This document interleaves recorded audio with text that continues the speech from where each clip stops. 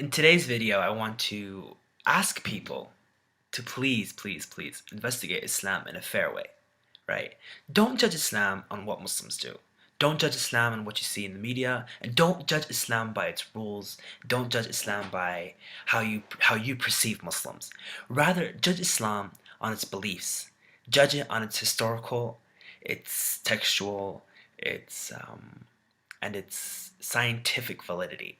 Don't judge it by what Muslims do, because that will confuse you and that will just make you like you'll have a cultural bias. If you're like, well, I'm not going to become Muslim because so and so does this or that guy does that. Don't even pay attention to any Muslims.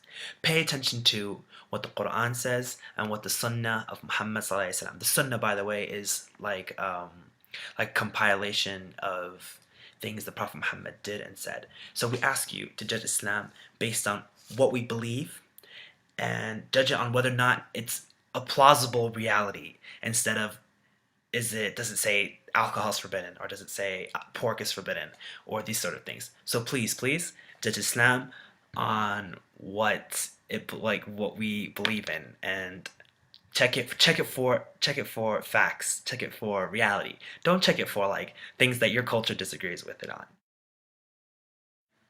So now ask yourself why you're not Muslim. You're going to find that you're probably not Muslim because of some sort of cultural bias that you have against Muslims. And it may be something very innocent, like, oh, I couldn't cover, or I couldn't stop eating the flesh of swine, or I couldn't stop drinking, or I can't break up with my girlfriend. Like, you'll have probably this sort of, the most likely, I'm not saying all of you probably do, but the person questioning himself will probably have this sort of answer. But we're asking you to set aside the things that are forbidden and the things that you have to do as a Muslim. We want you to think about, is Islam a reality? Is it the truth? Is it plausible? Right?